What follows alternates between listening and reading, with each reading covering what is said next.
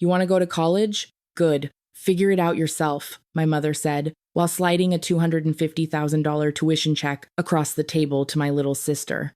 Same table, same dinner, same parents, but a completely different daughter. 7 years, I stood at the back of my sister's wedding. It was a wedding paid for by the same parents who couldn't spare a single dime for my future. My mother scanned the room and whispered to my father, "Why does it feel like something's missing?" Before anyone could answer, the groom turned pale. He looked at me, then back at Savannah, then back at me again, and he said one word that silenced 200 guests. Sitting here with my coffee, watching the world drift by, reminds me that life eventually balances the scales. Welcome to the Turning Tables channel. Where are you joining us from, and what is your favorite drink right now? I always look forward to reading your comments. But first, we have to go back to that kitchen table. The dinner table that night wasn't just the place where my future was signed away. It was quite literally a crime scene. I did not go to my room to cry or to pack my bags. I went to my desk to perform an audit. In the world of security, we talk constantly about vulnerabilities, and mine was having my social security number in the hands of people who viewed me as a natural resource to be mined. While Savannah was upstairs, picking out silk pajamas for her new life at a prestigious private university, I was staring at my credit report. It was a graveyard of unauthorized debt. $45,000 in high-interest loans, all taken out in my name over the last 2 years. My parents hadn't just refused to pay for my college, they had stolen my credit to fund her luxury. I felt a strange, cold clarity in that moment. For years, I had been the silent investor in their twisted version of a family. I had worked part-time jobs since I was 16, slipping my father cash when he complained about emergencies, or letting my mother use my savings for household repairs that always seemed to coincide with Savannah getting a brand new wardrobe. I stayed because of the invisible chain, that psychological cage that keeps a child in survival mode tethered to a toxic home.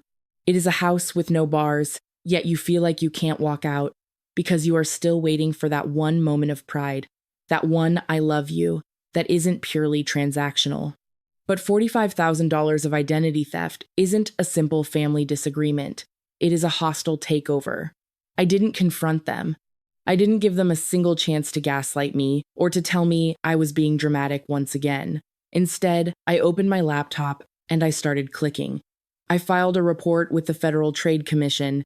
I called the fraud department of every single bank on that list. I told them the absolute truth. These loans were unauthorized, and I was prepared to press charges against the individuals who had forged my signature. By 4 a.m, I had frozen my credit and flagged my identity for theft. I packed one suitcase with my laptop, my textbooks, and the few clothes I had actually bought with my own money. I didn't leave a note. I didn't have anything left to explain to people who viewed my entire future as collateral for their favorite child's comfort. I left my house key on the kitchen counter, right next to the coffee maker my mother ran every morning at 6:15. As I walked toward the bus stop in the gray Texas dawn, I realized my compassion had been a luxury they had overdrafted for years. This wasn't a breakdown, this was a balance sheet finally being settled. I started the paperwork to legally change my name that same week. Madison Connolly died on that bus ride, and Madison Alcott was born, with nothing but a clear credit score and a relentless need to build a life they could never edit. 7 years passed. In the world of technology, that is an eternity. In the world of survival, it is just a long, exhausting string of nights where you forget what it actually feels like to be rested. I did not just attend university, I occupied it. I was the ghost in the back of the lecture hall, usually asleep by slide number 4, because I had just finished a double shift washing dishes at a greasy diner off of 6th Street. My hands were a living map of my so-called independence. They were red, cracked, and smelled permanently of industrial soap and lemon-scented degreaser. I remember staring at them during a final exam in network security, my fingers trembling so hard I could barely type. The girl sitting next to me had a perfect manicure, and a latte her father had probably sent her the money for 5 minutes earlier. She looked at my hands with a mix of pity and disgust, as if I were a glitch in her perfect world. I did not want her pity. I wanted her safety net. During those years, I learned about a hidden cost of being the difficult child. I call it the resilience tax. It is the invisible price you pay when your parents decide you are strong enough to handle being abandoned, so they can focus every single resource on the child who is too delicate for the real world. They used my strength as a convenient excuse for their neglect. Because I could survive without their help, they convinced themselves I did not need it. But being forced to be strong is not a gift, it is a trauma response. While I was sleeping in my jacket because I could not afford a winter coat, Savannah was finding herself in Europe. The algorithm, in its infinite cruelty, would occasionally slide a photo of her into my feed. Savannah on a balcony in Florence, sipping expensive wine at golden hour. Savannah holding a designer bag in front of the Duomo. She looked radiant, and she looked cared for. And the worst part was not just the favoritism, it was the math. I knew exactly how she was paying for that Italian summer. She was eating truffles and buying leather shoes with the $45,000 my parents had borrowed in my name. She was building memories on the ruins of my credit score. Every time I scrubbed a burnt pan or skipped a meal to pay for a certification exam, I was paying the interest on her luxury. I did not reach out. I did not send a single angry text. I just kept my head down, and I built my own firm, Crestline Security. I coded until my eyes bled. I audited systems for small businesses until my name became a whisper of reliability in the Austin tech scene. I did not build a company to get rich. I built it to become untouchable. Because when you have paid the resilience tax in full, you realize that the only person who can truly protect your future is the one you see in the mirror. By the age of 28, I had finally traded the smell of degreaser for the scent of high-end espresso and expensive server racks. Crestline Security was no longer just a folding table and a dream. We were the firm companies called when they realized their digital walls were made of paper. I had become an expert at finding the cracks people tried so hard to hide. We were in the final phase of securing a $5,600,000 contract with Lakefront Tech, a true powerhouse in the industry. It was the kind of deal that shifts the trajectory of a company forever. I had spent weeks in high-level meetings with their chief executive officer, Jackson. To him, I wasn't the girl who had been cast out with only $340 in her pocket. I was Madison Alcott, the sharp, clinical professional who had saved his entire network from a catastrophic breach during our initial trial run. The invitation arrived on a Tuesday, tucked inside a heavy, cream-colored envelope with gold embossing along the edges. It was an invitation to a wedding at the Stonebriar Estate, one of the most exclusive venues in all of Austin. I opened it at my mahogany desk, my hands no longer red or cracked, but steady and calm. Together with their families, Savannah Connolly and Jackson Webb request the honor of your presence. The air in my office felt suddenly thin. I read the names again. Savannah Connolly. Jackson Webb. My sister was marrying my biggest client. It was a collision of two worlds that were never supposed to touch. I sat back and I looked at the invitation. Savannah had always been the investment, and it seemed my parents were now doubling down. They were trying to buy their way into the Webb family legacy, using a version of Savannah that simply didn't exist. Jackson knew me as a peer, a specialist he respected. He knew Savannah as his fiancée. He had never seen a single photo of me at the Connolly house. Heather had scrubbed my existence from their walls years ago, telling Jackson that Savannah was an only child whose distant, troubled cousin had once caused the family nothing but grief. He had no idea that we shared the same blood or that I was the ghost that had haunted her childhood so she could shine. My compliance team was already running the standard audit on Lakefront senior personnel records. It was routine. Every employee, from the executives to the interns, had to be verified to ensure the $5,600,000 system we were building wasn't compromised from the inside. Savannah was listed as a senior marketing manager. I didn't ask my team to look closer. I didn't have to. My software is designed to be completely impartial. It doesn't care about family loyalty or golden children. It only cares about data integrity. I knew that once the verification engine hit Savannah's credentials, the lie they had spent years perfecting would start to unravel. I picked up my phone and called my best friend, Destiny. "I'm going to the wedding," I said. My voice was flat and focused. This wasn't about a celebration. It was about an audit. And at Stonebriar Estate, the final report was about to be delivered. The report arrived on a Saturday morning, a digital indictment delivered with clinical precision. In the world of high-stakes security, we don't look for feelings, we look for anomalies. And Savannah's life was one giant, flashing red light. My implementation team had flagged 3 names for extended verification as part of the Lakefront Tech audit, and Savannah's was right at the top of that list. The institutional verification from Syracuse came back as a no record for graduation. My sister, the investment child who had received $250,000 for a prestigious education, had actually dropped out halfway through her sophomore year. She had spent the rest of that money living a lie in Austin, waiting for a man like Jackson to provide the exit strategy she couldn't build herself. She had bypassed the usual rigorous background checks at Lakefront Tech by leveraging a high-profile referral and joining during a chaotic merger period when departmental oversight was at its weakest. But it was her professional portfolio that made my blood run cold. To land her supposed manager role at Lakefront, she had submitted a strategic market disruption study. I recognized the methodology immediately. I recognized the exact phrasing on page 12. She had plagiarized my senior research paper, the same 12 pages I had written in a dark break room between double shifts washing dishes. She hadn't just stolen my credit to buy shoes. She had stolen my mind to buy a career. The criminal ledger, however, had one final entry. Since I turned 21, I have monitored my social security number like a vault.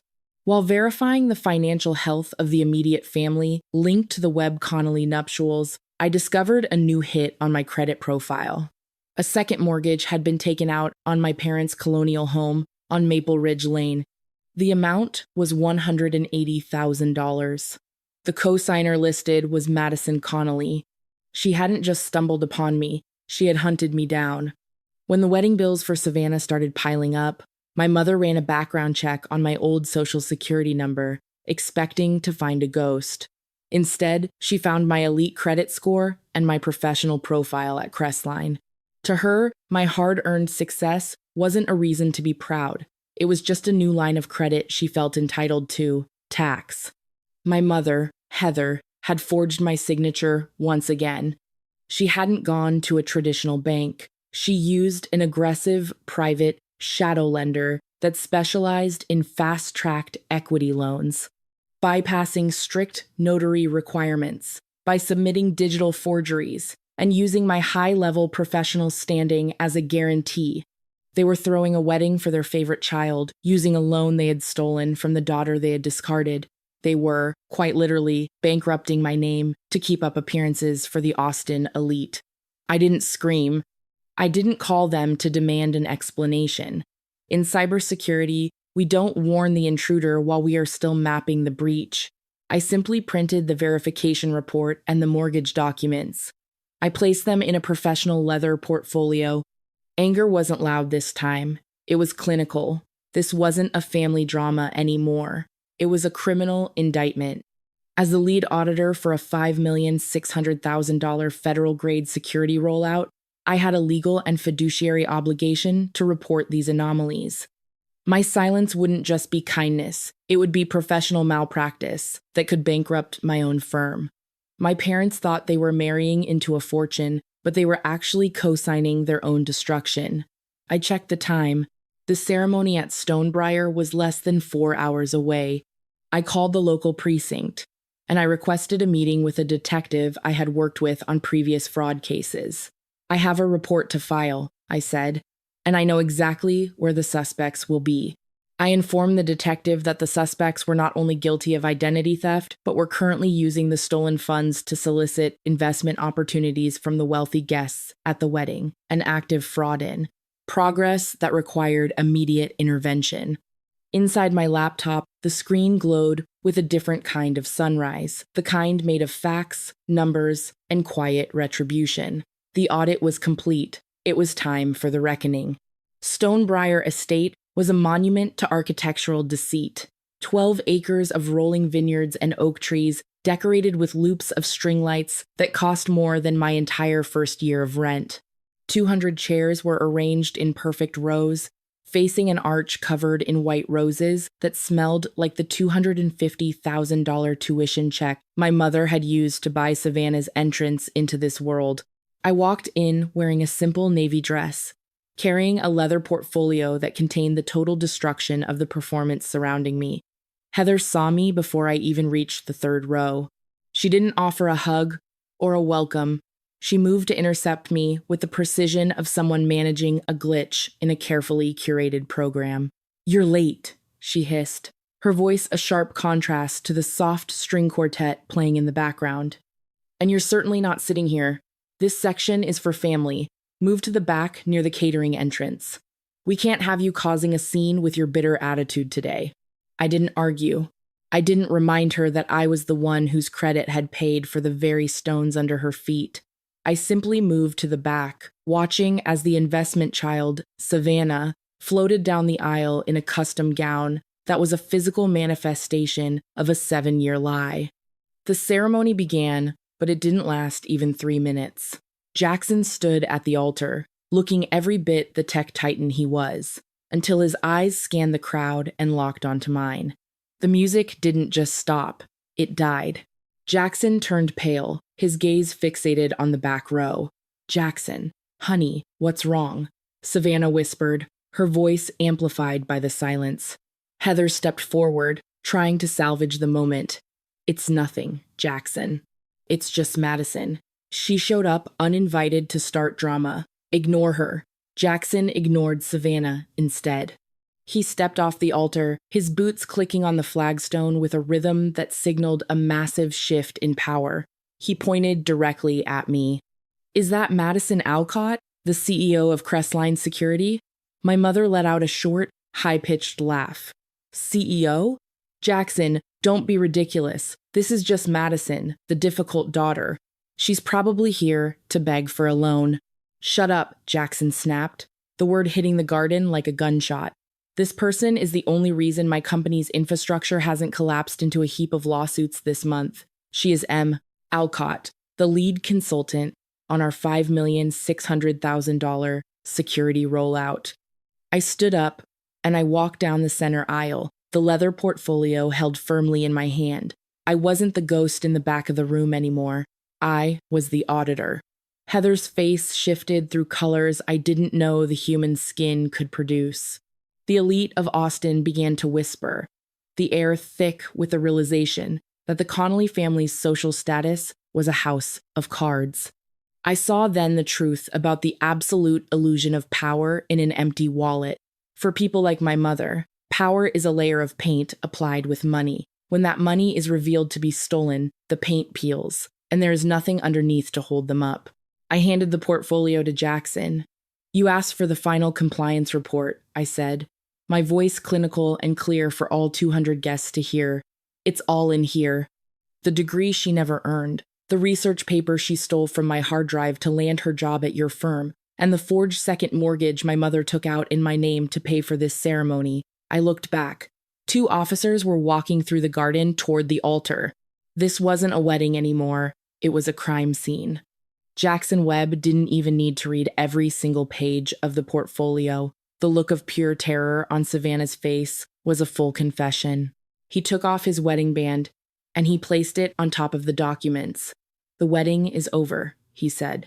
He walked off the patio and didn't look back once, his business partners following in a tight formation that signaled the definitive end of the Connolly family's social climb.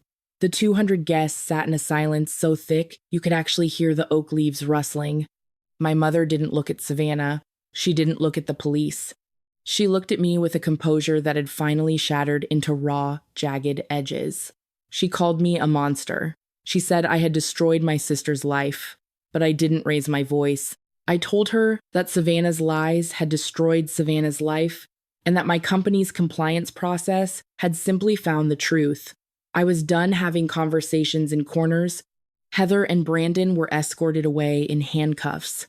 The charges for identity theft and mortgage fraud would ensure they faced consequences far more permanent than social embarrassment. They eventually faced foreclosure on the colonial house on Maple Ridge Lane, losing the very stage where they had performed their favoritism for 22 years. Savannah was terminated from Lakefront Tech before the very first news cycle could even hit. In the world of high-level marketing and security, credential misrepresentation is a note that follows you to every single future application.